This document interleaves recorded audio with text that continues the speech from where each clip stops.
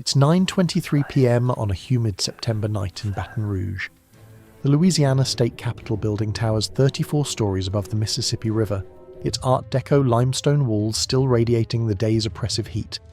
Inside, fluorescent lights buzz in the marble corridors as legislators prepare to vote on House Bill No. 1, a seemingly routine rezoning measure.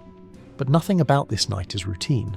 In less than 10 minutes, a young doctor will walk these same hallways with a .32 caliber pistol hidden beneath his white linen suit. Within the hour, the most powerful man in Louisiana will be bleeding out on these polished floors, and American politics will lose its most dangerous populist.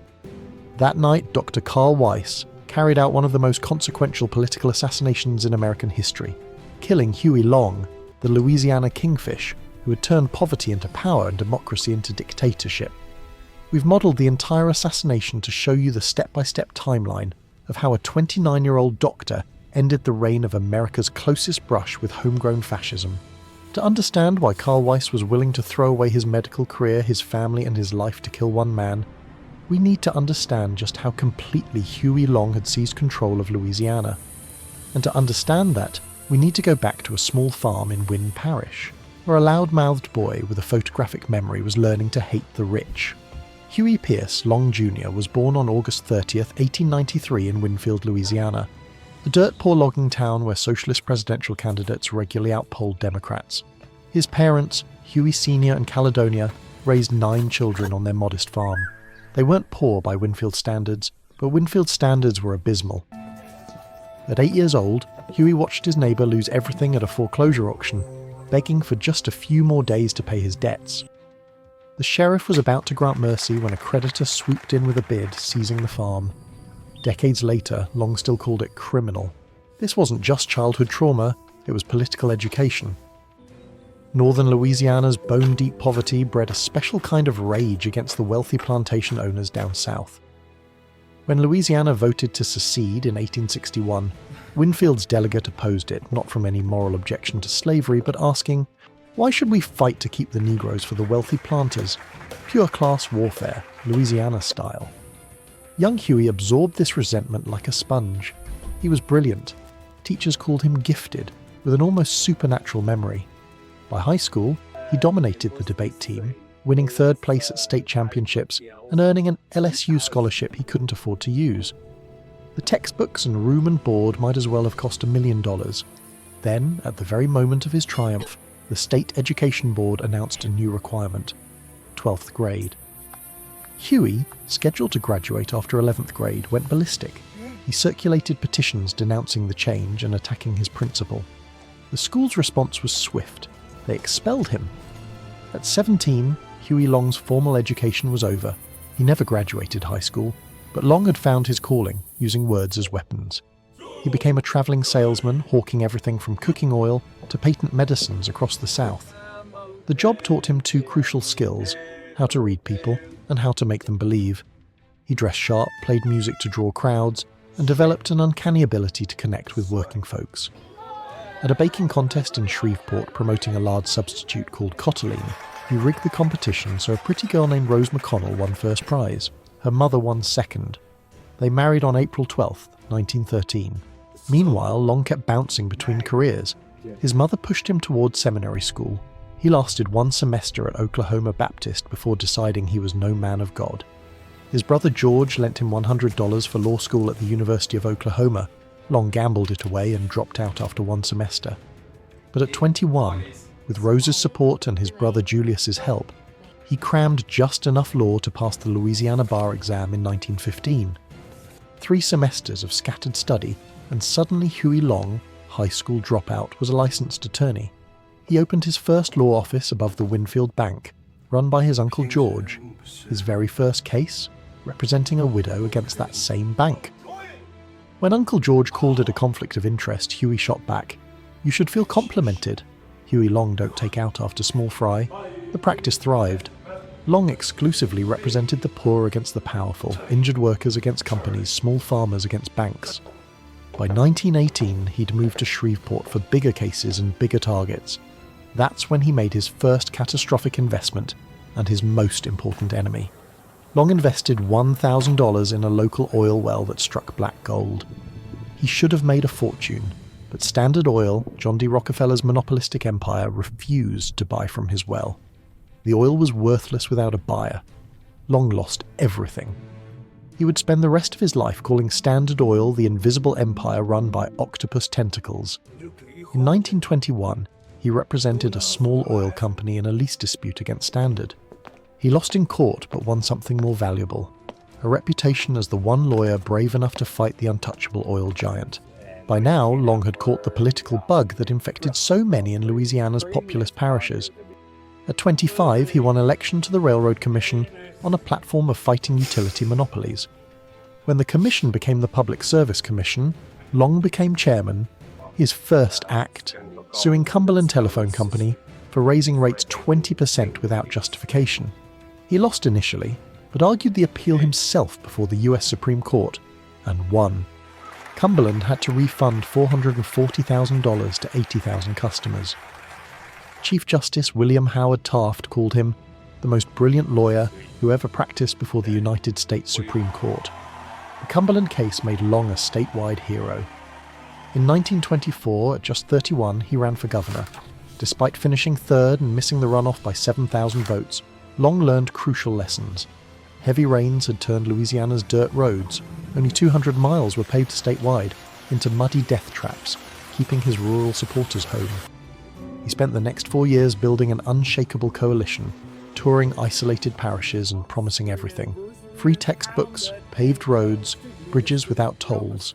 His slogan, stolen from William Jennings Bryan, "Every man a king, but no one wears a crown." On January 17th, 1928, Long won the Democratic primary by the largest margin in state history. The general election was a formality. He took 96% of the vote. At 35, Huey Long became Louisiana's youngest governor, a record that still stands today. What followed was a political revolution wrapped in a constitutional crisis. Long immediately fired hundreds of bureaucrats, replacing them with loyalists. He forced every appointee to kick back part of their salary to his personal deduct box, a private slush fund for political operations. When the legislature resisted his tax on Standard Oil to fund free textbooks, he had the sergeant-at-arms drag opposing legislators into chambers. In one legendary session, he rammed through 44 bills in 7 hours. His enemies fought back. In 1929, they impeached him on charges of bribery, intimidation, and misuse of state funds. The vote was 58 to 35. When some suspected the electronic voting machine had been tampered with, an all-out brawl erupted on the House floor. Bloody Monday, they called it, reaching its peak when Huey's brother Earl bit a legislator on the neck. But Long had already bought the state Senate. 15 senators signed a round-robin letter declaring they would never vote to convict, no matter the evidence. The impeachment died. The failed coup only radicalized Long further. "I used to try to get things done by saying please," he told reporters. "Now I dynamite him out of my path." By 1930, Long was running Louisiana like a personal kingdom. State employees who refused to buy tickets to his political barbecues were fired. Newspapers that criticized him had their state advertising pulled. He created his own newspaper, the Louisiana Progress, and forced state employees to subscribe. He had the legislature meet in special sessions where no bill could be introduced without his permission. He appeared on the floor of both houses telling representatives how to vote. When one legislator tried to speak against a bill, Long shouted, "Shut up or I'll have you thrown out." Every state employee, from janitors to judges, paid 10% of their salary to Long's deduct box. Refusing meant instant termination. By 1935, this generated over $50,000 monthly, roughly $1 million in today's money. Long used it to pay for radio broadcasts, newspaper ads, and most importantly, an army of ward healers who could deliver votes on command. The intimidation went beyond financial pressure. Long had dossiers on every significant figure in Louisiana, their debts, their affairs, their secrets. State Attorney General Gaston Portery once opposed a Long bill. Within days, state auditors discovered irregularities in his expense accounts. He never opposed Long again. When Mayor T. Semmis Walmsley of New Orleans resisted, Long had the state take over the city's police force, fire department, and tax collection. He stationed National Guard troops on the city's streets, machine guns pointed at City Hall. Yet for all his dictatorial methods, Long delivered. By 1935, Louisiana had 2,500 miles of new paved roads, 111 new bridges, free textbooks for every student, night schools that taught 100,000 adults to read, and the charity hospital system that still serves Louisiana today. He abolished the poll tax, allowing poor whites and blacks to vote for the first time. He taxed the rich to fund the poor, America's most radical wealth redistribution outside of war. Even more disturbing was Long's relationship with organised crime. Despite his populist rhetoric, Long quietly partnered with New Orleans mob boss Frank Costello, allowing illegal gambling in exchange for campaign contributions. Slot machines operated openly in the French Quarter. Brothels ran without interference. Long's own bodyguard chief, Joe Messina, had ties to the mafia. The man of the people was in bed with the criminals who exploited them. This record made Long a national figure. Running for US Senate in 1930 while still governor, he won 57% of the vote. But he refused to take his seat for nearly 2 years, fearing his lieutenant governor, Paul Sear, would undo his machine. When Sear declared himself governor anyway, arguing Long couldn't hold both offices, Long had the National Guard surround the capital and the state Supreme Court declare Sear's position vacant. Long then appointed his own puppet, Alvin King, followed by Oscar Allen in 1932, a man so obedient that when a leaf fell on his desk he supposedly signed it. Finally heading to Washington in 1932, Long initially supported FDR but quickly turned on the New Deal as too conservative. His alternative? The Share Our Wealth program, the most radical economic plan in American history. Every family guaranteed $5,000 in assets, free college, old age pensions, 30-hour work weeks, 1 month paid vacation, all funded by capping personal wealth at $50 million and income at $1 million. 2% of the people owned 65% of the wealth, Long thundered. How many men ever went to a barbecue and would let one man take off the table what's intended for 9/10 of the people to eat? By 1935, Share Our Wealth clubs claimed 7.5 million members. FDR's advisors worried Long could win 6 million votes as a third-party candidate in 1936, enough to throw the election to the Republicans. Long was already writing his second book, My First Days in the White House, casting himself as president with FDR as his Secretary of the Navy. But the Kingfish had made too many enemies. His machine destroyed careers, families, reputations.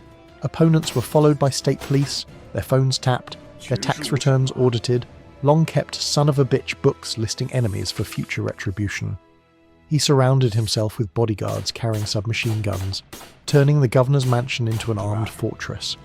At one point, drunk on whiskey and power, he allegedly told a bodyguard about State Representative J.Y. Sanders Jr. That son of a bitch needs killing. Leave him in a ditch where nobody will know how he got there. Among those enemies was Judge Benjamin Pavey of St. Landry Parish, an anti-Long diehard from an old French Catholic family. Long couldn't remove judges directly, but he could gerrymander their districts out of existence. That's exactly what House Bill No. 1 aimed to do on September 8, 1935. Judge Pavey's son-in-law, Dr. Carl Weiss Jr., was everything Long was not. Tulane-educated, European-trained, from an old respected Baton Rouge family.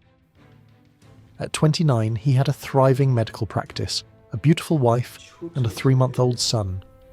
He was also watching his father-in-law's career being destroyed by Long's machine. Worse, Long's operatives were spreading rumours that the Pavey family had coffee blood, black ancestry, the ultimate smear in 1930s Louisiana. On the morning of September 8th, Dr. Weiss performed surgery at Our Lady of the Lake Hospital. He made house calls in the afternoon. That evening, he told his wife he had one more house call to make. Instead, at 9:20 p.m, he parked his Buick on the Capitol grounds and walked into the building wearing his white linen suit, a .32 caliber Browning automatic in his pocket. Long had spent the day in his 24th floor office, meeting with political leaders about a special session on cotton legislation. At 9 p.m, he walked into the House chamber to oversee the vote on House Bill No. 1. The bill passed easily. Long's bills always did. At 9:22 p.m, Long left the chamber, surrounded by his bodyguards walking toward the governor's office. The exact sequence of what happened next remains disputed. Witnesses agree that Dr. Weiss emerged from behind a marble pillar, approaching Long near the governor's office. John Fournay, Long's political ally, saw Weiss first. He had a determined look, almost like he was running on a mission. According to the official version, Weiss walked up to Long, pulled his pistol, and fired once into Long's abdomen from about 3 feet away. Long's bodyguard, Murphy Roden, claimed he grabbed Weiss's gun hand, causing him to fire into the floor before the other bodyguards opened fire. But some witnesses told different stories. Several claimed Long's bodyguards fired first, that Weiss never drew a gun, that he'd only come to punch Long over the family insults. Elliot Coleman, a witness, said, "The man in the white suit didn't have a gun in his hand. Tom Ed Weiss, no relation, claimed, it looked like he hit Long with his fist." What's undisputed is what happened to Carl Weiss. Long's bodyguards, Murphy Roden, Joe Messina, Paul Voitier, Joe Bates, Louis Hurd, and Elliot Coleman, unleashed their weapons. The first shots from Roden's .38 special and Messina's .38 automatic dropped Weiss instantly. But they kept firing. The official autopsy counted 62 bullet wounds in Weiss's body, though Dr. Thomas Weiss, Carl's father, found at least 30 more when he examined his son's corpse. They shot him with 38s, 44ths and 45ths. They shot him while he was standing, falling and lying on the marble floor. His head was practically shot away, according to the coroner. Blood splattered across the marble walls, pooled on the floor, seeped into the cracks between stones. The investigation that followed was as corrupt as everything else in Long's Louisiana. The coroner's inquest lasted exactly 1 day. No ballistics tests were performed. No photographs were taken of the crime scene before it was cleaned. Weiss's gun, if he had one, was never tested to see if it had been fired. The bullet that killed Long was never recovered, supposedly lost during surgery. More troubling were the witnesses who disappeared or changed their stories. Elliot Coleman, the bodyguard who initially said Weiss didn't have a gun, later testified he saw one clearly. A Capitol employee named Merle Welsh claimed she saw the shooting from 20 feet away, then mysteriously left town and never testified. The janitor who cleaned up the blood was told to destroy all the rags and never speak of what he'd seen. Meanwhile, Long staggered down the Capitol steps, one hand pressed to his abdomen. "I'm shot," he gasped to aid Jimmy O'Connor. They rushed him to Our Lady of the Lake Hospital, ironically the same hospital where Weiss had performed surgery that morning. Dr. Arthur Vidrine, a Long appointee, took charge. The bullet had entered below Long's ribs, passing through his kidney and allegedly nicking his intestines. Vidrine performed emergency surgery at 11:30 p.m, but crucially failed to check for internal bleeding in Long's kidney. By the time they realised their mistake and operated again at 4 a.m. on September 10th, Long had lost too much blood. Dr. Cecil Loriot, who wasn't part of Long's political machine, later criticised the surgery as incompetent butchery. They'd failed to check for damage to Long's kidney, failed to examine the renal artery, failed to drain the retroperitoneal space where blood was pooling. Any competent surgeon would have saved him, Loriot claimed. Some wondered if Long's own doctors, products of his patronage system, had killed him through incompetence. Or was it deliberate? Several nurses reported being barred from Long's room by armed guards who wouldn't even let them check his vitals. For 31 hours, Long drifted in and out of consciousness. His final words remain disputed. His secretary claimed he said, "What will my poor boys do without me?" Others reported, "God, don't let me die. I have so much to do." At 4:10 a.m. on September 10th, 1935, Huey Pierce Long died. He was 42 years old. The assassination's aftermath was as chaotic as Long's life. More than 200,000 people, nearly a tenth of Louisiana's population, attended his funeral. They buried him on the Capitol grounds, beneath a statue depicting him as a common man standing before the Capitol he'd built. His last campaign slogan was carved into the base, "Share our wealth." Dr. Weiss was buried quietly in Roselawn Cemetery. His widow received death threats for years. His infant son grew up fatherless. His father, Dr. Thomas Weiss, spent decades trying to prove his son's innocence, arguing the bodyguards killed Long with their wild shooting, a theory some ballistics experts still support. The investigation into Long's death reopened multiple times over the decades, each time raising more questions. In 1991, Professor James Starrs exhumed Weiss's body for forensic analysis. He found evidence suggesting Weiss had been shot after he was already on the ground. Execution-style killings inconsistent with self-defense. More damning, Starrs found, what appeared to be a bullet wound in Weiss's back that travelled upward. Impossible if he'd been shot while standing and facing the bodyguards. Even stranger was the testimony that emerged years later from Jack Dempsey, a state policeman who wasn't at the scene but claimed to know what really happened. According to Dempsey, Weiss had only gone to punch Long over the insults to his family. When Long's bodyguards saw Weiss approach, Murphy Roden fired first, accidentally hitting Long. The other bodyguards, in panic and confusion, riddled Weiss with bullets to eliminate the only witness. Then they planted a gun on his corpse. The gun itself remained suspicious. It was a .32 caliber Browning automatic, serial number 456089, allegedly found near Weiss's body. But Weiss's family insisted he didn't own such a weapon. His brother-in-law, Dr. Octave Purvey, claimed Carl only owned a .38 revolver, which remained in his home after his death. Where did the .32 come from?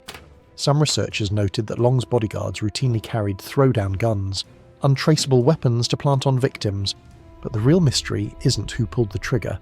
It's whether the assassination saved or doomed American democracy. Long's machine didn't die with him. His wife Rose won his Senate seat. His brother Earl later became governor, but his national movement collapsed overnight. The Share Our Wealth clubs disbanded. FDR co-opted Long's ideas into the Second New Deal, Social Security, the Works Progress Administration, the Wealth Tax Act of 1935. Some historians argue Weiss saved America from fascism, that Long was headed toward genuine dictatorship. He'd already destroyed democratic norms in Louisiana, ruling through intimidation, bribery, and force. With national power, would he have suspended elections, packed the Supreme Court, used federal troops against opponents? Others insist Weiss killed America's best hope for economic justice, that Long's radical redistribution could have prevented decades of inequality.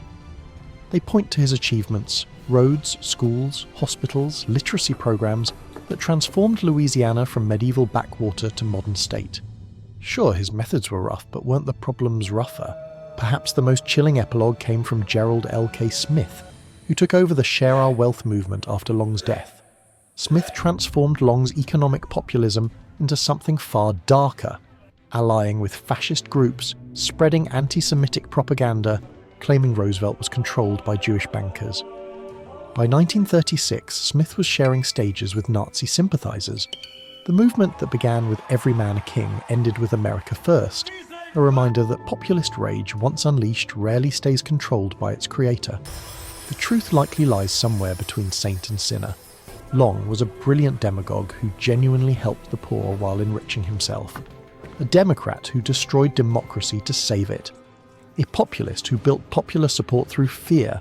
He was, as he claimed, sui generis, one of a kind. Today, visitors to Louisiana's capital can take an elevator to the 24th floor observation deck, looking out over the state Long transformed. On clear days, you can see all the way to the Mississippi River, where Long promised to build bridges for people who'd never left their parishes. The building itself is his monument, 450 feet tall, the tallest state capitol in America, built in just 14 months using construction crews working around the clock. Long wanted it visible from every direction, an unmistakable symbol of government power. But power, as Long learned that September night, is ultimately fragile. All it takes is one man with a gun, or perhaps just a fist, and enough desperation to use it. The marble where Long bled has been replaced, but workers say that on humid nights, dark stains still seem to seep through, as if the building itself remembers. Tour guides tell visitors that Long's ghost haunts the elevator, forever travelling between the floors where he ruled and the basement where his machine plotted in secret. The real haunting, though, isn't supernatural. It's the questions Long's life poses to every democracy. How much corruption can be tolerated if it helps the poor? How many democratic norms can be broken in the name of the people? When does a reformer become a tyrant? And perhaps most unsettling, in a system where the powerful write the rules to keep their power, is someone like Huey Long inevitable? On that September night in 1935, American politics came down to two men meeting in a marble corridor. One believed he was saving his state, the other believed he was saving his family's honor. In barely 2 seconds, 62 bullets ended both their lives and changed American history forever. The marble columns still bear the scars, little chips and holes from the bodyguards' bullets, painted over but never truly erased. Like Louisiana itself, they're marked forever by the night the Kingfish died, when American democracy's greatest threat and greatest promise were buried in the same bloody ground. As Long himself once said, "There's no dictatorship in Louisiana. There's a perfect democracy there, and when you don't vote right, we throw you out." The The bitter irony is that on September 8th, 1935, someone finally threw him out first,